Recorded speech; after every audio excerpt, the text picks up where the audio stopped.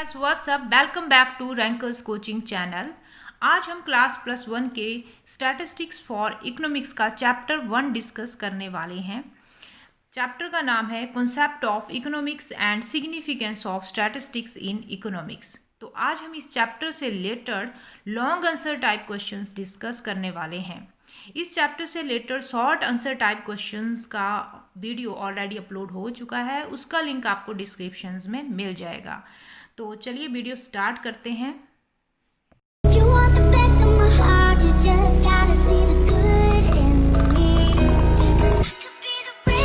First question है explain the scope of statistics. Scope of statistics means कि कौन कौन सी ऐसी फील्ड्स हो सकती हैं जहाँ पर स्टैटिस्टिक्स का यूज़ हो सकता है। तो statistics plays a vital role in every field of human activity. Human activities मतलब कि ह्यूमन लगभग हर एक फील्ड में स्टैटिस्टिक्स का यूज़ कर रहा है अभी। Here are some important fields in which statistics is commonly applied. First one है स्टैटिस्टिक्स इन बिजनेस। स्टैटिस्टिक्स का बिजनेस में भी बहुत यूज़ है। Statistics helps in well functioning of the business organization. तो बिजनेस सही तरीके से काम करे उसमें भी स्टैटिस्टिक्स काफ़ी हेल्पफुल होता है। It helps in business man to plan the production according to the taste and preferences of the customer. तो स्टैटिस्टिक्स के थ्रू ही बिजनेसमैन को पता चलता है कि कस्टमर का टेस्ट क्या है, उसकी प्रेफरेंसेस क्या है और उसके टेस्ट किस तरह से according with the time change हो रहे हैं। तो ये सारी बातें उसको जब पता होंगी बिजनेसमैन को, तो वो अपनी प्रोडक्शन उस हिसाब से चेंज करता रहेगा। और अगर प्रोडक्शन उसके कस्टमर के अकॉर्डिंग, टेस्ट के अकॉर्डिंग जाएगी तो नेचुरली है कि उसका जो प्रोडक्ट है वो ज़्यादा बिकेगा और बिजनेस उसका एक्सपेंड होगा। आगे है businessman can planning for marketing. तो स्टैटिस्टिक्स के थ्रू बिजनेसमैन अपनी मार्केटिंग की प्लानिंग बना सकता है। वो डिसाइड कर सकता है कि किस तरह से एडवर्टीज़ की जाए अपने प्रोडक्ट की, ताकि वो ज़्यादा से ज़्यादा उसके प्रोडक्ट की सेल हो। तो इस तरह से भी स्टैटिस्टिक्स काफ़ी हेल्पफुल होता है बिजनेसमैन के लिए। Statistics helps in planning for financial resources. तो फाइनेंशियल रिसोर्सेज क्या रहें जिनके थ्रू बिजनेस में पैसा आए। Long term financial resources use किए जाएं, short term financial resources use किए जाएं, क्योंकि लॉन्ग टर्म फाइनेंशियल रिसोर्सेज के अलग टर्म एंड कंडीशंस होती हैं, शॉर्ट टर्म फाइनेंशियल रिसोर्सेज के अलग अलग टर्म एंड कंडीशंस होती हैं। तो स्टैटिस्टिक्स के थ्रू बिजनेसमैन को काफ़ी इंफॉर्मेशन, डाटा मिल जाता है जिससे कि वो डिसाइड कर सकता है कि वो फाइनेंशियल रिसोर्सेज को किस तरह से अरेंज करें। ठीक है, नेक्स्ट है it helps in make correct decision about the location of the business. तो बिज़नेस की लोकेशन भी किसी बिज़नेस को के सक्सेस के लिए काफ़ी अहमियत रखती है। तो ये सब कुछ डिसीज़न लेने में स्टैटिस्टिक्स काफ़ी हेल्प करता है बिजनेसमैन की। चलिए नेक्स्ट पॉइंट देखते हैं। सेकंड पॉइंट है स्टैटिस्टिक्स हेल्प्स इन इकोनॉमिक्स। तो इकोनॉमिक्स में भी स्टैटिस्टिक्स काफ़ी हेल्पफुल होती है। Statistics data and technique of statistical analysis have to immensely useful in solving many economic problems. तो जो स्टैटिस्टिक्स के थ्रू डाटा कलेक्ट किया जाता है और जो टेक्निक यूज़ की जाती हैं उन डाटा को एनालाइज करने के लिए, स्टैटिस्टिकल टेक्निक्स जिनको हम बोलते हैं, तो उनके थ्रू इकोनॉमिक प्रॉब्लम्स को काफ़ी हद तक सॉल्व किया जा सकता है। जैसे कि प्राइस क्या हो मार्केट में। तो जब हम demand and supply chapter discuss करते हैं तो हमें पता चल जाता है कि जहाँ पर डिमांड, जैसे डिमांड का कर्व और सप्लाई का कर्व हमने माइक्रो इकोनॉमिक्स में डिस्कस किया है, तो जहाँ पर दोनों एक दूसरे को क्रॉस करते हैं तो वो होता है इक्विलिब्रियम पॉइंट। ठीक है, इक्विलिब्रियम के ऊपर पॉइंट के ऊपर क्या है, प्राइस फिक्स किया जाता है। तो इस तरह से हम देख सकते हैं कि प्रोडक्शन कितनी की जाए इकोनॉमिक्स में स्टैटिस्टिक्स के थ्रू जो स्टैटिस्टिकल डाटा होता है उनके थ्रू ये प्रोडक्शन कितनी की जाए वो हम डिसाइड कर पाते हैं। And distribution of income and wealth किस तरह से हो इकोनॉमी में कि जो इनइक्वालिटी है उसको कम किया जाए। तो ये सब कुछ डिस्कशन तभी हो सकता है, ये सारे जो फील्ड्स हैं इनका सही से कंक्लूज़न तभी निकाला जा सकता है जब हम स्टैटिस्टिकल जो इन्फॉर्मेशन है डाटा है उनका यूज़ करते हैं। तो हम बोल सकते हैं कि स्टैटिस्टिक्स काफ़ी हेल्पफुल है इकोनॉमिक्स में भी। चलिए अब नेक्स्ट देखते हैं, थर्ड पॉइंट है स्टैटिस्टिक्स हेल्प्स इन इंडस्ट्रीज़। तो इंडस्ट्रीज़ में भी स्टैटिस्टिक्स का काफ़ी यूज़ है। It is widely used in many industries. Control chart is use to maintain a certain quality level. तो कंट्रोल चार्ट मेंटेन किए जाते हैं स्टैटिस्टिक्स में, ठीक है। तो उनके थ्रू ये पता लगाया जाता है कि जो जिस क्वालिटी का जो प्रोडक्ट था बनाया जाना है तो क्या उतने लेवल का प्रोडक्ट बनाया जा रहा है या क्वालिटी कहीं उस प्रोडक्ट की कम तो नहीं है। तो इसके लिए कंट्रोल चार्ट प्रिपेयर किए जाते हैं, तो उनके थ्रू कंट्रोल किया जा सकता है क्वालिटी को, ठीक है। And inspection plan is use to find whether the product is conforming to specification और नॉट। तो इंस्पेक्शन प्लान्स के थ्रू ये पता लगाया जाता है कि जो प्रोडक्ट है जो स्पेशलाइजेशन उस प्रोडक्ट में चाहिए थी क्या वो उसके अकॉर्डिंग बना है या नहीं बना है। तो इस तरह से बहुत सारे टूल्स हैं स्टैटिस्टिक्स के जो कि हेल्पफुल हैं इंडस्ट्रीज़ में भी, ठीक है। जैसे कंट्रोल चार्ट, इंस्पेक्शन प्लान हमने डिस्कस किया। चलिए अब नेक्स्ट पॉइंट देखते हैं। फोर्थ पॉइंट है statistics helps in agriculture. Agriculture में भी स्टैटिस्टिक्स काफ़ी हेल्पफुल है। एनालिसिस ऑफ वेरिएंस, जिसको कि एनोवा भी बोलते हैं, is one of the statistical tools developed by the professor R.A. Fisher, plays a prominent role in agricultural experiment। तो इस स्टैटिस्टिकल टूल के थ्रू, एनोवा के थ्रू कई तरह के एक्सपेरिमेंट्स जो हैं एग्रीकल्चरल फील्ड में भी किए जाते हैं और ये प्रोफेसर R.A. फिशर ने इसको डेवलप किया था। एक एग्जांपल लेते हैं, लाइक कि 4 फर्टिलाइज़र्स हैं, ठीक है। 4 फर्टिलाइज़र हैं, 1 2 3 4, ठीक है। और अलग अलग फील्ड्स में इनका यूज़ किया जा रहा है, ठीक है। ABCD हम मान लेते हैं कि अलग अलग फील्ड्स ये हैं और इन फर्टिलाइजर्स को किसी पर्टिकुलर टाइम में सेम पीरियड में हम यूज़ कर रहे हैं इन A फील्ड में, और जो 2 नंबर का फर्टिलाइज़र उसको B फील्ड में यूज़ कर रहे हैं, थर्ड फर्टिलाइज़र को हम C फील्ड में यूज़ कर रहे हैं और फोर्थ फर्टिलाइज़र को हम D फील्ड में यूज़ कर रहे हैं। यानी कि हर एक फील्ड में अलग अलग फर्टिलाइज़र हमने यूज़ किया और एक टाइम पीरियड के बाद हम ये देखेंगे कि जो भी प्रोडक्शन निकल कर आ रहा है इन फील्ड्स में क्या वो सिग्निफिकेंटली डिफरेंट है, क्या उनमें बहुत ज़्यादा फ़र्क है फर्टिलाइज़र के थ्रू जो क्रॉपिंग हुई है, जो हमें अनाज मिला है या जो भी हमने उसमें ग्रो किया था वो जो आउटपुट हमें मिली है, क्या वो उनमें काफ़ी डिफरेंस है या मतलब बहुत ही कम डिफरेंस है इन फर्टिलाइजर्स का एक्सपेरिमेंट करके। तो ये सारे इस तरह के एक्सपेरिमेंट्स जो किए जाते हैं वो एनालिसिस ऑफ वेरिएंस के थ्रू किए जाते हैं। तो हम बोल सकते हैं कि स्टैटिस्टिक्स का एग्रीकल्चर फील्ड में भी काफ़ी ज़्यादा हेल्प होता है। अब देखें 5th पॉइंट है स्टैटिस्टिक्स इन कॉमर्स। तो एक बिजनेसमैन है, वो स्टॉक कितना रखे उसके मतलब डिसीज़न लेने में काफ़ी दिक्कत आती है कि बिज़नेस में कितना स्टॉक रहे ताकि बहुत ज़्यादा स्टॉक भी ना हो, ठीक है। अगर ओवर स्टॉकिंग वो कर देता है तो वो उस ओवर स्टॉकिंग को अफोर्ड नहीं कर पाएगा क्योंकि उसका एक्स्ट्रा पैसा जब स्टॉक में लग जाएगा, यानी कि स्टॉक मीन्स कि रॉ मटेरियल जो वो रखेगा, अगर एक्स्ट्रा रॉ मटेरियल रख लेता है तो जो उसके फाइनेंशियल रिसोर्सेज हैं वो उस स्टॉक में ही डंप हो जाएंगे और जो पैसा कहीं और यूज़ हो सकता था वो यहाँ पर ओवर स्टॉकिंग में यूज़ हो रहा है। तो काफ़ी टाइम तक वो उसको अफोर्ड भी नहीं कर सकता है और इससे उसको फ़ायदा भी नहीं होने वाला है लॉन्ग पीरियड में।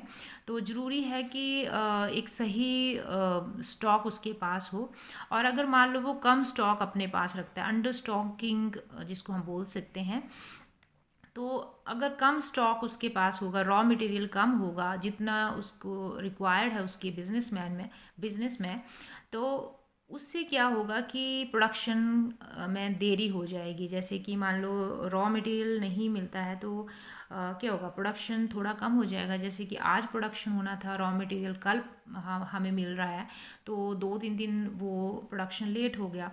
प्रोडक्शन लेट होने का मतलब है कि सेल भी लेट हो जाएगी, और इस तरह से जो हमारे कंपटीटर हैं वो अगर मार्केट में अपना प्रोडक्ट अवेलेबल करवा देते हैं तो बहुत ज़्यादा उस बिजनेसमैन को इससे लॉस हो सकता है, तो और उसकी इमेज भी इससे ख़राब हो सकती है। ठीक है, तो इस तरह के जो डिसीज़न हैं वो स्टैटिस्टिक्स के थ्रू वो लगा सकता है।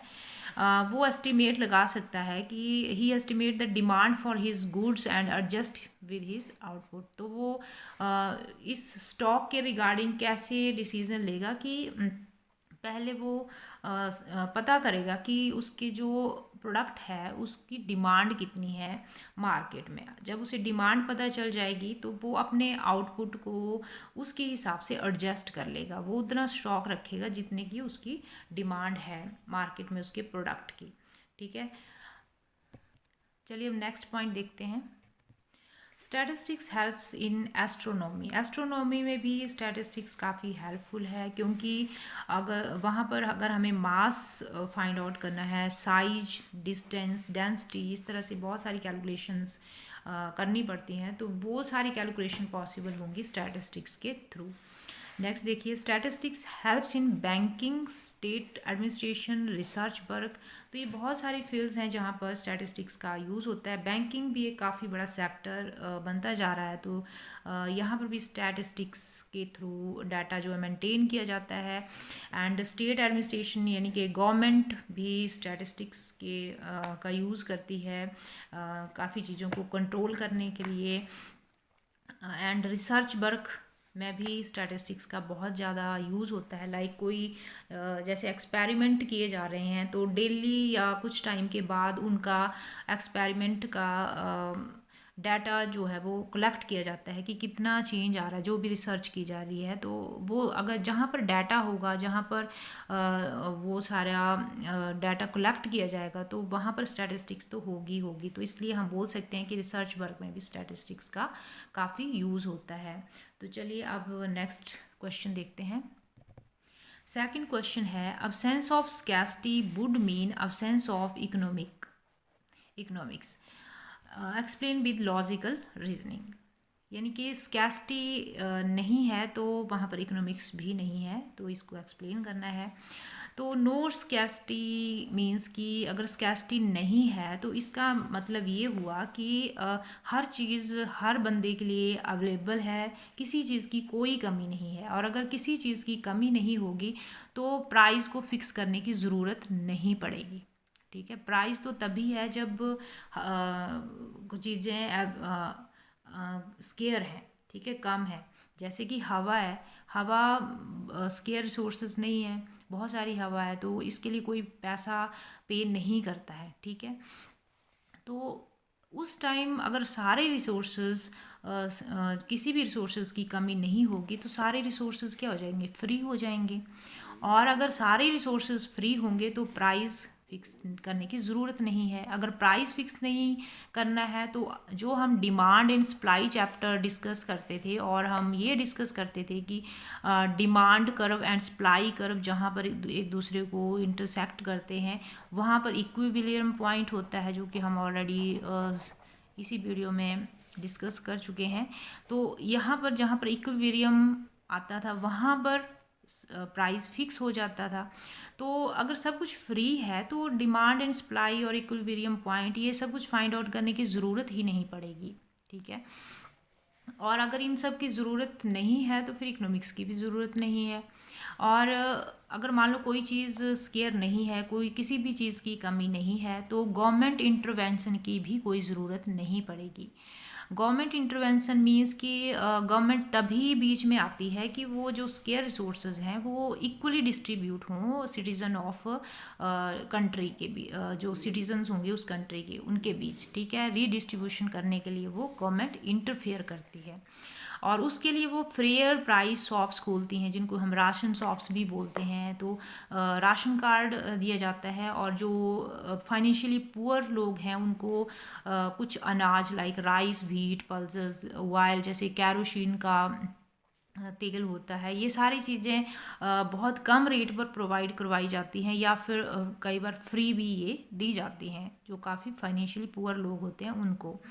तो अगर मान लो कि सारी चीज़ें ये जो हम डिस्कस करें राइस, व्हीट, पल्सेस, ऑयल, ये सारी चीज़ें फ्री, कमी नहीं है इनकी कोई भी, और ये जितनी जिसको चाहिए वो ले सकता है। तो इन सब चीज़ों की ज़रूरत ही नहीं है कि फिर प्राइस शॉप्स खोली जाएं और इन रिसोर्सेज को रीडिस्ट्रीब्यूट किया जाए, ठीक है। तो ये तो बात हुई माइक्रो इकोनॉमिक्स की। अगर हम मैक्रो इकोनॉमिक्स की बात करते हैं तो वहाँ पर भी हम क्या डिस्कस करते हैं कि इकोनॉमिक ग्रोथ होनी चाहिए, अनएम्प्लॉयमेंट जो है उसको ख़त्म किया जाना चाहिए, ठीक है। तो जो इकोनॉमिक ग्रोथ मीन्स क्या होता है, इकोनॉमिक ग्रोथ की अपने जो रिसोर्सेज हैं उनका सही से यूज़ कैसे किया जाए और अपनी जो इकोनॉमी है उसमें ग्रोथ की जाए। तो अगर मान लो कि स्कैसिटी है नहीं, किसी चीज़ की कमी है नहीं, तो इकोनॉमिक ग्रोथ के बारे में डिस्कस करना मीनिंगलेस हो जाता है उस टाइम, ठीक है।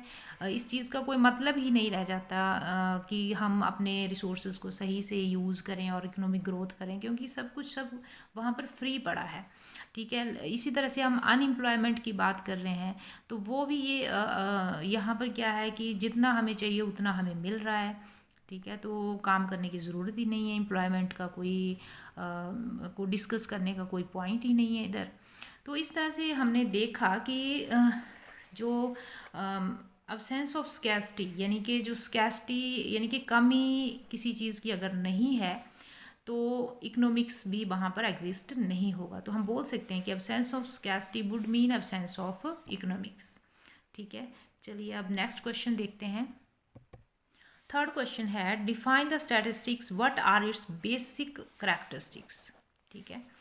The practice of collecting and analyzing the numerical data in large quantity, especially for the purpose of inferring proportions in whole from those in a representative sample, is known as statistics। यानी कि data को collect करना और उनको statistical techniques के through analyse करना उन numerical data को, ठीक है। स्टैटिस्टिक्स में हमें पता है कि जो नंबर में जो एक्सप्रेस किए जा सकते हैं डाटा उनको ही हम स्टडी करते हैं। तो इन डाटा को, न्यूमेरिकल डाटा को कलेक्ट करना और उनको एनालाइज करना काफ़ी बड़ी क्वांटिटी में, ताकि उसके थ्रू कुछ हम कंक्लूज़न निकाल सकें। और इसके कुछ मेन करैक्टरिस्टिक्स इस तरह से हो सकते हैं, like it consist of aggregate of facts. तो यहाँ पर स्टैटिस्टिक्स में एग्रीगेट में बात की जाती है, ठीक है।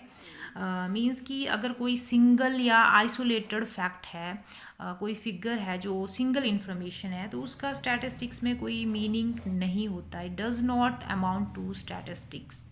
जैसे कि 60 kg weight of a student, किसी स्टूडेंट का 60 kg वेट है, तो अपने आप में ये कोई स्टैटिस्टिक्स नहीं है। इस इंफॉर्मेशन के थ्रू हम कोई भी कंक्लूजन्स नहीं निकाल सकते हैं, ठीक है। लेकिन अगर हम इसको कंपैरिजन कर दें और डाटा के साथ तो ये इंफॉर्मेशन काफ़ी मीनिंगफुल हो सकती है। For a data may amount to statistics it must be in the form of aggregate number. Aggregate number में होनी चाहिए like 50, 60 and 70 kgs weight of students in a class. मतलब कि क्लास में जितने भी स्टूडेंट्स हैं उनके कितने स्टूडेंट्स के 50 kg वेट है, कितनों का 60 है, कितनों का 70 kgs है। तो इस तरह से जब हम कंपैरिजन कर देते हैं एग्रीगेट में किसी इंफॉर्मेशन को हम दिखा रहे हैं, नंबर को दिखा रहे हैं, तो वो स्टैटिस्टिक्स होगी। अदरवाइज़ अगर एक सिंगल इंफॉर्मेशन है तो वो स्टैटिस्टिक्स का पार्ट नहीं हो सकती। देखिए सेकंड पॉइंट है it is affected by many causes. तो जो भी इंफॉर्मेशन होती है उसके ऊपर कई चीज़ों का इफ़ेक्ट होता है। Here we have to go for the effects of all the factors on the phenomena. जो भी फेनोमेना हम डिस्कस कर रहे हैं तो उसके ऊपर कई फैक्टर्स का इफ़ेक्ट होता है, तो उन फैक्टर्स को हम सेपरेटली एंड कोलेक्टिवली हम उनको डिस्कस करते हैं स्टैटिस्टिक्स में।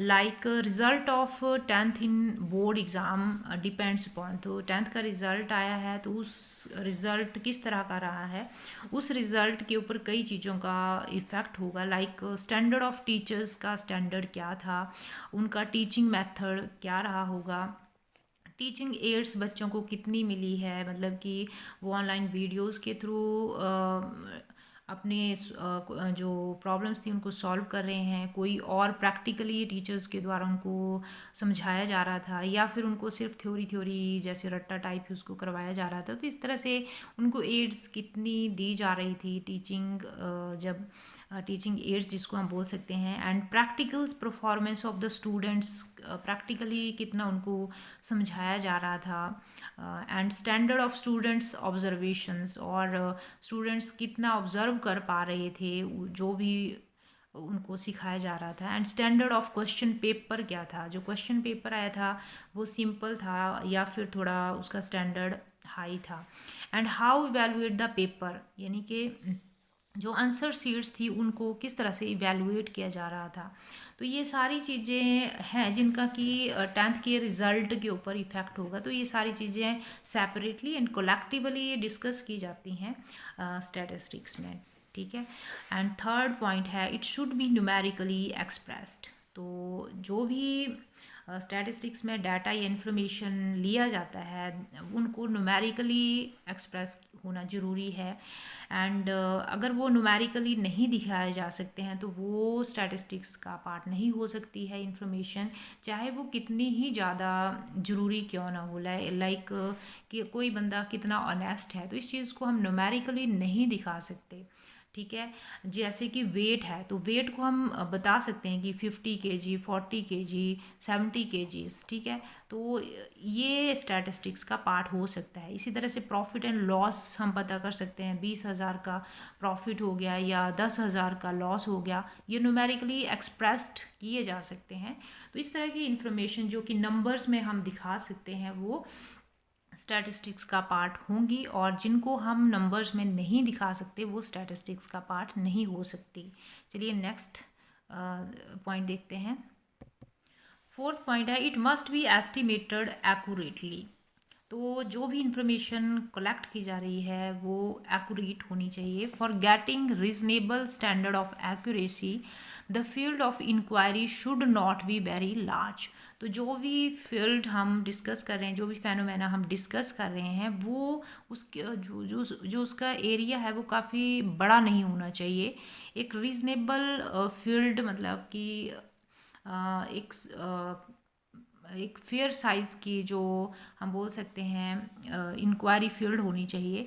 एंड एक्यूरेसी और भी चीज़ों के ऊपर डिपेंड करती है, लाइक इन्वेस्टिगेशन का पर्पस क्या है, और इन्वेस्टिगेशन का नेचर क्या रहेगा, साइज़ क्या होगा, एंड जो रिसोर्सेज अवेलेबल हैं वो कौन कौन से हैं।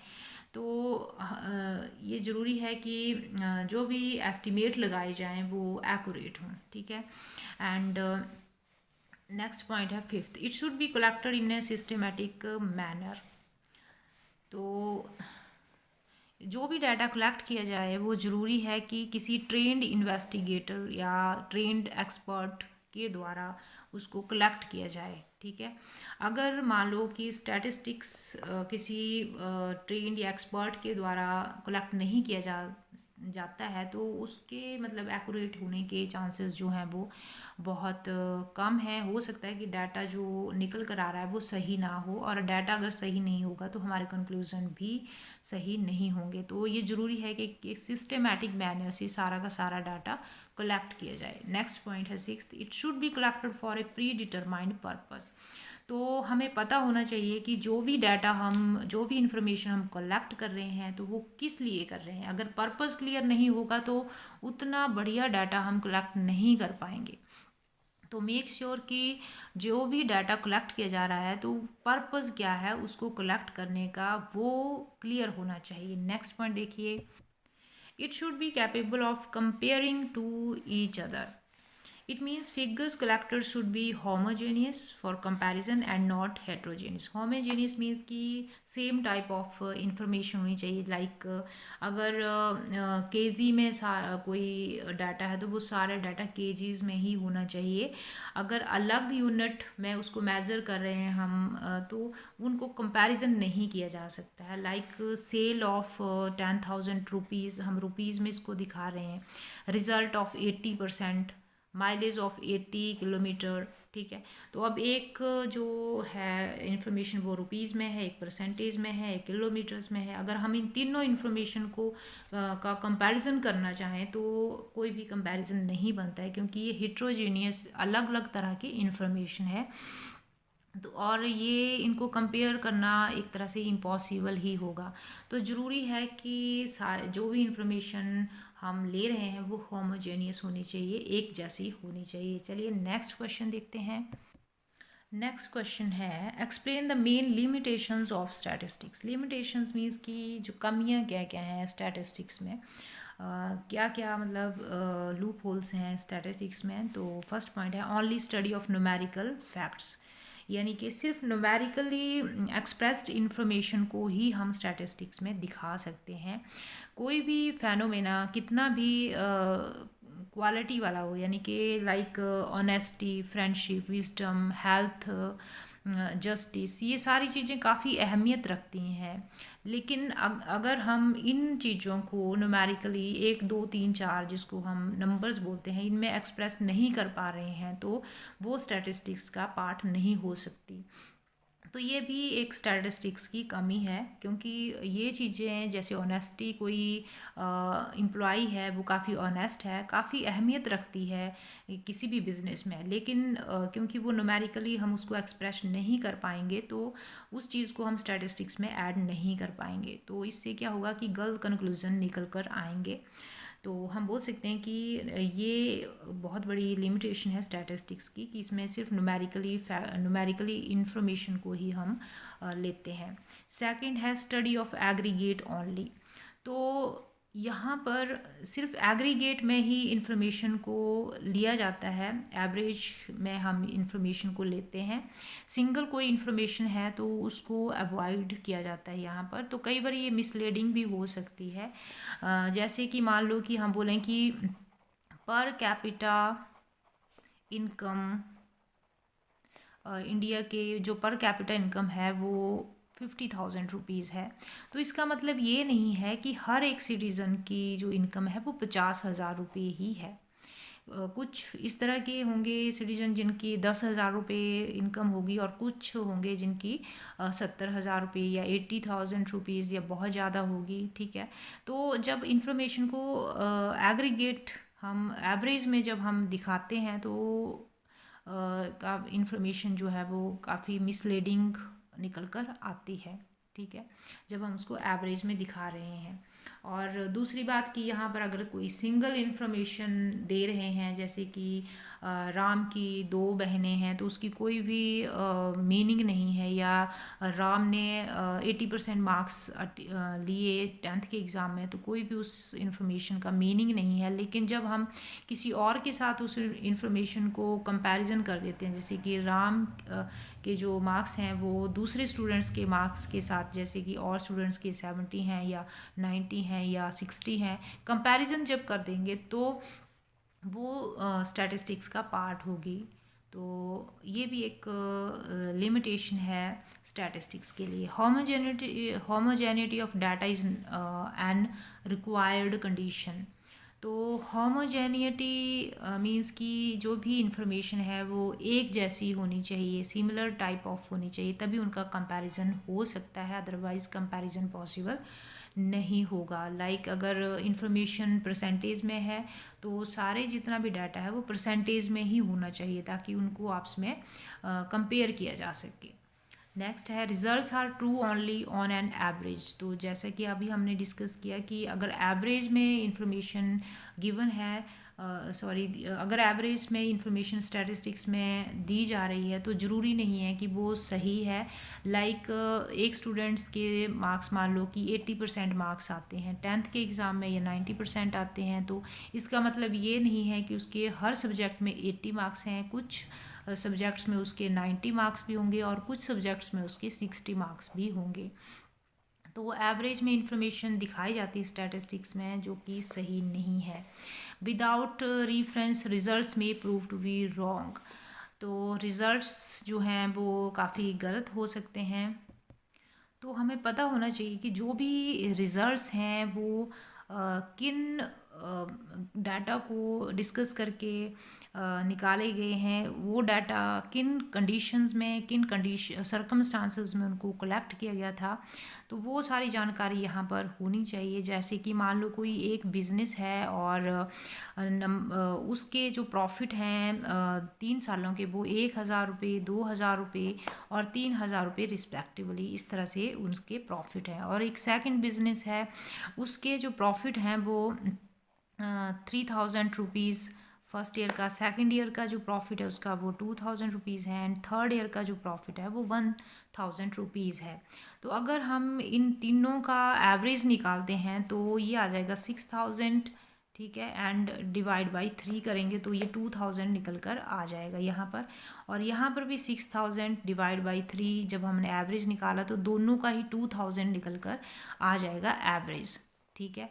तो अगर हम एवरेज में देखें इस चीज़ को तो तब तो ये लगेगा कि फर्स्ट एंड सेकंड बिजनेस दोनों सेम टाइप ऑफ ही हैं, लेकिन ऐसा नहीं है। एक्चुअली अगर हम इनके सर्कमस्टांस और कंडीशंस को जब हम स्टडी कर रहे हैं तो हम देख रहे हैं कि पहले वाला जो बिज़नेस है उसमें जो प्रॉफिट है वो हर साल बढ़ रहा है, वो ग्रो कर रहा है।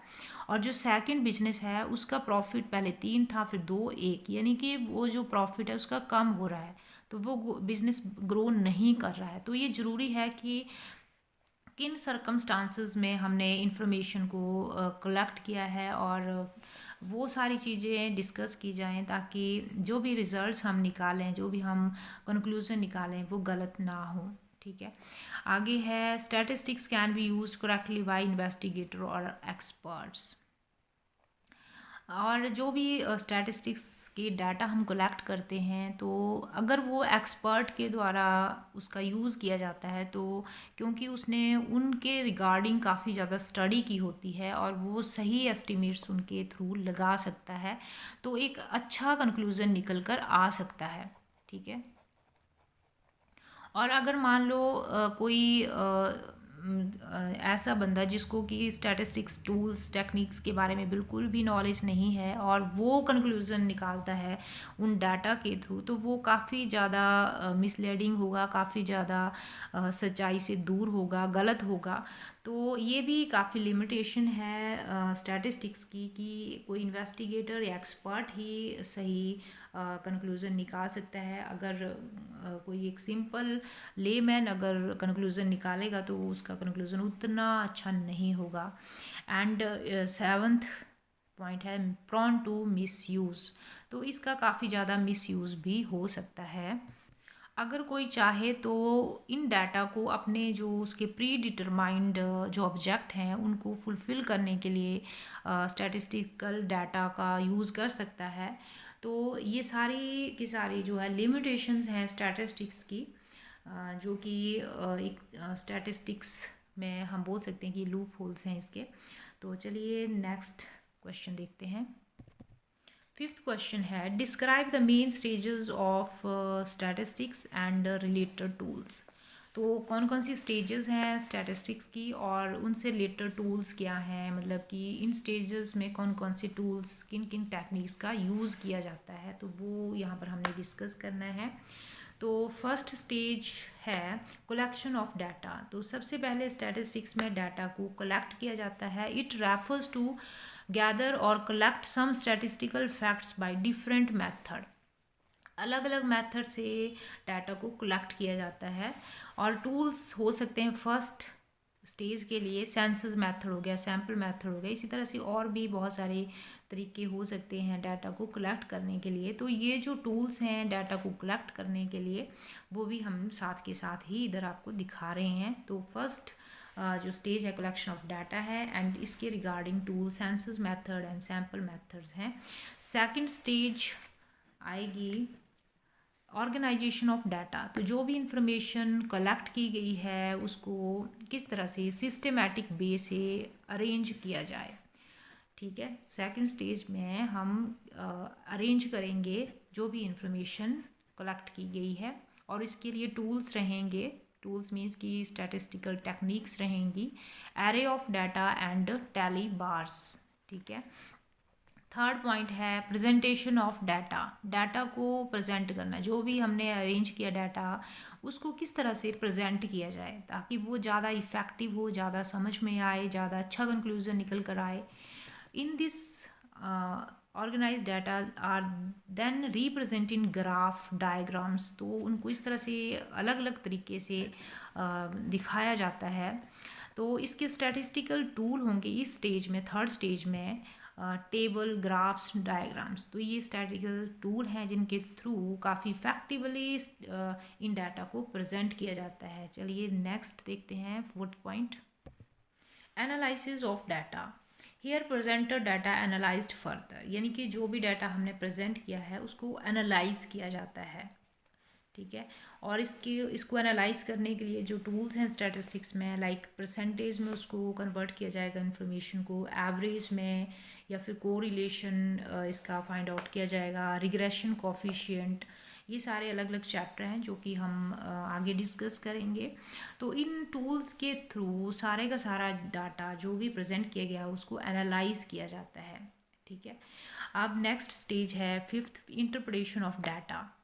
Here we interpret the data to find some conclusion. अब जो भी डाटा है जो ऊपर हमने परसेंटेज या एवरेज में हमने चेंज किया था उसको इंटरप्रेट किया जाता है और एक कंक्लूजन निकाला जाता है। और इसके लिए स्टैटिस्टिकल टूल्स रहेंगे, magnitude of percentage, averages, the degree of relationship between different economic variables. तो इन टूल्स के थ्रू डाटा को इंटरप्रेट किया जाएगा और एक सही कंक्लूजन निकल कर आएगा। तो चलिए अब नेक्स्ट क्वेश्चन देखते हैं। सिक्स्थ क्वेश्चन है statistics is defined as aggregate of numerical facts, give a few example. यानी कि स्टैटिस्टिक्स क्या है, एक एग्रीगेट है न्यूमेरिकल फैक्ट्स का। तो इसको हमने डिस्कस करना है और इसके कुछ एग्जांपल्स हमें इस क्वेश्चन के आंसर में दिखाने हैं। तो हम पहले भी डिस्कस कर चुके हैं कि अ सिंगल नंबर या single information does not constitute statistics. अगर कोई एक सिंगल इन्फॉर्मेशन है तो वो कोई स्टैटिस्टिक्स का पार्ट नहीं हो सकता है। Some quantitative information relating to an individual like Rehan has 2 cars, Rehan के पास 2 cars हैं। तो ये इंडिविजुअल इंफॉर्मेशन अपने आप में कोई भी कंक्लूजन निकाल नहीं रही है, तो ये स्टैटिस्टिक का पार्ट नहीं हो सकती हैं, ठीक है।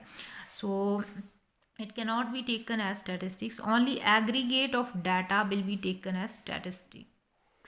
तो एग्रीगेट में अगर इंफॉर्मेशन है तो उसको हम यहाँ पर दिखा सकते हैं।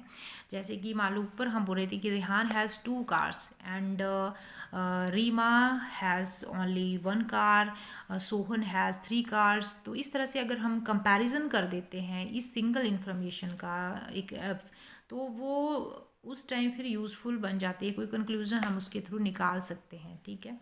तो इसके एग्जांपल्स हो सकते हैं, there are 40 students in art, 60 students in science and 70 students in commerce stream in 11th class. तो 11th क्लास में अलग अलग से जब हमने दिखा दिया कि 40 स्टूडेंट आर्ट्स में हैं, 60 साइंस में हैं और इतने स्टूडेंट कॉमर्स में हैं, तो एक कंपैरिजन हो सकता है और कोई ना कोई कंक्लूजन हम इससे निकाल सकते हैं और न्यूमेरिकली भी हम इसको एक्सप्रेस कर रहे हैं इधर, ठीक है। तो इस तरह की जो भी इंफॉर्मेशन होगी वो स्टैटिस्टिक्स का पार्ट होती हैं, ठीक है। एंड सेकंड है birth rate in India is 18 पर 1000 एज़ कम्पेयर टू 8 पर 1000 इन USA। तो अगर हम बर्थ रेट का कंपैरिजन करते हैं इंडिया एंड यूएसए का, तो यहाँ पर भी क्या है कि न्यूमेरिकली हम इस चीज़ को एक्सप्रेस कर पा रहे हैं, ठीक है। तो हम बोल सकते हैं कि स्टैटिस्टिक्स क्या है, ऐसी इंफॉर्मेशन है, ऐसे डाटा हैं जिनको कि हम न्यूमेरिकली एक्सप्रेस कर पा रहे हैं, और वो जो इंफॉर्मेशन है वो एग्रीगेट में है, वो सिंगल इंफॉर्मेशन नहीं है, ठीक है। तो इस तरह से ये क्वेश्चन हो गया, statistics is defined as aggregate of numerical facts. तो हम बोल सकते हैं कि न्यूमेरिकल फैक्ट्स ही यहाँ दिखाए जाते हैं, और इसके एग्जांपल भी हमने कुछ डिस्कस कर लिए हैं। चलिए नेक्स्ट क्वेश्चन देखते हैं। 7th क्वेश्चन है, statistics is defined as the science which deals with the analysis of statistical data. तो स्टैटिस्टिक्स क्या है, साइंस है, और इसमें डाटा को एनालाइज किया जाता है। गिव एग्जांपल्स, ठीक है। Statistics is science of collecting, representing and analysing of the data. तो ये एक तरह की स्टैटिस्टिक्स साइंस ही है जिसमें कि डाटा को कलेक्ट किया जाता है, उनको प्रेजेंट किया जाता है, फर्दर उनको एनालाइज किया जाता है, कंक्लूजन्स निकाले जाते हैं। लाइक सेंसस ऑफ इंडिया, यानी कि इंडिया में पॉपुलेशन की जब काउंटिंग होती है तो वो भी एक स्टैटिस्टिकल एक्टिविटी है, और यहाँ पर क्या होता है कि हर 10 साल के बाद गवर्नमेंट ऑफ इंडिया के द्वारा डाटा कलेक्ट किया जाता है पॉपुलेशन के रिगार्डिंग, ठीक है। और जो भी डाटा कलेक्ट होगा वो हर घर में जाकर पूछा जाता है कि मेंबर्स के नाम क्या हैं, नंबर ऑफ़ मेंबर्स कितने हैं फैमिली में, उनकी इनकम कितनी है फैमिलीज मेंबर्स की, कितने बंदे जो हैं वो एम्प्लॉयड हैं, अनएम्प्लॉयड हैं, कितने डिपेंडेंट हैं। तो इस तरह का डाटा सारा का सारा यहाँ पर कलेक्ट किया जाता है। तो ये एक तरह से साइंस ही है कि डाटा को कलेक्ट किया जाएगा, फिर उनको प्रेजेंट किया जाएगा, एनालाइज किया जाएगा, कंक्लूजन्स निकाले जाएंगे। And it also involves collect and arrange the data. Collect ही नहीं किया जा रहा, अरेंज भी किया जा रहा है और उसको प्रेजेंट भी किया जा रहा है इन सारे डाटा को। In this way the concern official, जो भी ऑफिसर इसको एनालाइज कर रहा है वो पता करता है कि ट्रेंड ऑफ कंपोजिशन क्या है, किस तरह की जो पॉपुलेशन है, अमीर है, गरीब है, ज़्यादा है, या यूथ ज़्यादा हैं, बच्चे ज़्यादा हैं, जो ओल्ड पॉपुलेशन है वो ज़्यादा है। तो इस तरह से ट्रेंड ऑफ कंपोजिशंस वो एनालाइज करके फाइंड आउट करता है, एंड क्वालिटी ऑफ पॉपुलेशन कितनी है वो पता चलता है यहाँ पर। और स्टैटिस्टिक्स जो है वो काफ़ी अदर फील्ड्स में, इन्वेस्टिगेशन फील्ड में काफ़ी हेल्पफुल होती है। लाइक साइंस है, साइंस में जैसे बॉटनी है, मेडिसिन है, सोशोलॉजी है, या इकोनॉमिक्स है, तो यहाँ पर काफ़ी ज़्यादा स्टैटिस्टिक्स का यूज़ होता है इन्वेस्टिगेशन के थ्रू में, ठीक है। Like in experimental science one is able to generate his own data under control laboratory conditions using high precision instrument.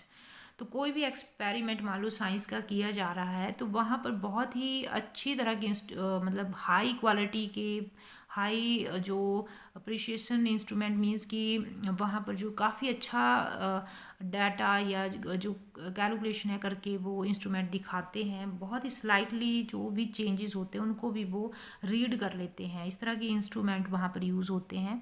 तो लेबोरेटरी में जो भी इस तरह के एक्सपेरिमेंट होते हैं उनको उन डाटा को इकट्ठा किया जाता है साइंस की फील्ड में, जो भी एक्सपेरिमेंट हो रहे हैं तो, और उनके थ्रू फिर कंक्लूजन्स निकाले जाते हैं। तो हम बोल सकते हैं कि स्टैटिस्टिक्स क्या है, एक साइंस है, ठीक है।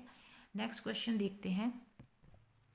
नेक्स्ट क्वेश्चन है, there are 3 kinds of lies, damned lies and statistics. Explain this statement. यानी कि 3 तरह के झूठ होते हैं, एक लाइज, एक डैम्ड लाइज और एक स्टैटिस्टिक्स। तो इस स्टेटमेंट को एक्सप्लेन करना है। तो यहाँ पर कुछ आगे रीजंस दिए जा रहे हैं जिनके थ्रू हम बोल सकते हैं कि स्टैटिस्टिक्स को इन चीज़ों के साथ कंपेयर किया जा रहा है, क्यों किया जा रहा है। तो फर्स्ट पॉइंट है, the main point is that figures do not have level of quality on their face. तो जो भी फिगर्स हैं उनका कोई पता नहीं चलता कि ये सही फिगर है या नहीं है, ठीक है। इस चीज़ का कोई लेवल नहीं होता। Most of the time figures are believable. ज़्यादातर क्या होता है कि जो भी फिगर्स डाटा दिया होता है उसके ऊपर हम विश्वास कर लेते हैं कि ये सही है। And the facts based on such figures are physiologically more convincing. और अगर हम डाटा के थ्रू अगर हमें कोई और कंक्लूजन्स दे रहा है तो उसके थ्रू हम ज़्यादा कन्विंस हो जाते हैं, नेचुरली है ये, ठीक है। तो अगर कोई भी डाटा, कोई भी इंफॉर्मेशन जिनका यूज़ करके कोई कंक्लूज़न निकाला जा रहा है और वो सही नहीं है, वो एक्चुअल में फेक है, वो गलत इंफॉर्मेशन जो है वो कन्वे कर रहा है, तो उस टाइम क्या होगा कि जो भी कंक्लूज़न होगा वो सही नहीं होगा, ठीक है। तो इससे पता चलता है कि स्टैटिस्टिक्स को फिर यहाँ पर अगर हम डाटा को गलत तरीके से शो कर रहे हैं तो एक झूठ ही है ये, ठीक है। आप देखिए second point, arguments are given to establish certain predetermined results. तो होता क्या है कि कुछ ऐसे भी होते हैं जो कि अपने पहले से उन्होंने आउटपुट जो प्री डिटरमाइंड रिजल्ट्स जो उनको चाहिए होते हैं उसके हिसाब से सारे जो डाटा इन्फॉर्मेशन है या आर्गुमेंट्स हैं उनको वो मैनिपुलेट करते हैं, सारी इन्फॉर्मेशन को इस ढंग से दिखाएंगे कि जो उनका प्री डिटरमाइंड ऑब्जेक्ट है उसको फुलफ़िल किया जा सके। और एक्चुअल में जो भी आर्गुमेंट्स होंगे, डाटा होंगे, वो सही में सही नहीं होंगे, ट्रू नहीं होंगे। By making use of inaccurate data और बाय यूजिंग इनकम्प्लीट फिगर्स क्या हो गया कि जब हमने इन गलत डाटा को यूज़ किया तो जो सही इन्फॉर्मेशन थी, जो सही कंक्लूजन था, उससे हम बहुत दूर हो चुके हैं, ठीक है। दस the data distorting the truth, तो जो सच्चाई होगी उससे हम बहुत ज़्यादा इधर उधर होंगे, वो सही कंक्लूज़न हमारे पास निकल कर नहीं आ सकता है। तो अगर गलत तरीके से किसी के द्वारा जो डाटा है स्टैटिस्टिक्स उसका यूज़ किया जा रहा है तो वो रिज़ल्ट भी उसका क्या होगा, गलत ही होगा। तो हम बोल सकते हैं कि जो ये ऊपर रिमार्क्स है कि स्टैटिस्टिक्स को कंपैरिजन किया जा रहा है लाइज एंड डैम लाइज के साथ, तो यहाँ पर ये बात सही जाती है। देखिए अगला पॉइंट, मान लो कि डाटा एक्यूरेट भी है, the readers are often mislead by the way of presentation of data. मान लो कि डाटा सही भी दिखाया है लेकिन जो रीडर है वो एक लेमैन है, एक्सपर्ट नहीं है, ठीक है। तो जो डाटा प्रेजेंट किया जा रहा है उसको समझ नहीं पा रहा है, तो उस टाइम भी वो एक्यूरेट इन्फॉर्मेशन नहीं निकाल पाएगा। और अगर मान लो एक्सपर्ट है भी और उसको प्रेजेंट अलग तरीके से किया जा रहा है, प्रेजेंटेशन इस तरह से की जा रही है कि वो सही इन्फॉर्मेशन नहीं निकल कर आ रही है, जैसे कि per capita income of the country increases then it represent the readers to be convinced that the income of all the people in the economy increases। यानी कि अगर पर कैपिटा इनकम बढ़ रही है, हम बोलें कि पर कैपिटा इनकम जो है वो 10,000 रुपये से 15,000 रुपये हो गई है किसी कंट्री की, ठीक है। तो इसका मतलब ये नहीं है कि जो 5,000 रुपये इंक्रीज़ हुए हैं सभी के इंक्रीज़ हो गए हैं, ठीक है। कुछ सिटीजन्स होंगे जिनका जो है इंक्रीमेंट होगा, कुछ की इनकम जो है वो कम हो गई होगी, कुछ अनएम्प्लॉयड हो गए होंगे। तो इस तरह की जो इन्फॉर्मेशन है वो अपने ढंग से प्रेजेंट की जा सकती है किसी के द्वारा। तो यहाँ पर however if the distribution of income in the economy is inequitable then the income of only a section increases while the other section of population lives in poverty। तो इस तरह से जो भी इंफॉर्मेशन दी जा रही है वो सही कंक्लूजन नहीं दे रही है। तो यहाँ पर हम बोल सकते हैं कि जो भी स्टैटिस्टिकल डाटा है उसको यूज़ करने वाले की नीयत सही नहीं है, उसके कुछ ऑब्जेक्ट हैं जिनको कि वो पूरा करना चाहता है प्री डिटरमाइंड, उसके हिसाब से उन डाटा को प्रेजेंट कर रहा है और गलत कंक्लूज़न निकाल कर लेकर आ रहा है। तो उस टाइम फिर ये जो ऊपर रिमार्क्स दिया गया है कि स्टैटिस्टिक्स को लाई एंड डैम्ड लाइज के साथ कंपेयर किया जा रहा है, तो ये चीज़ें उस टाइम फिर सही जाती हैं, ठीक है। आई होप आपको समझ आ गया होगा। वीडियो को लाइक करें, शेयर करें एंड रैंकर्स कोचिंग चैनल को सब्सक्राइब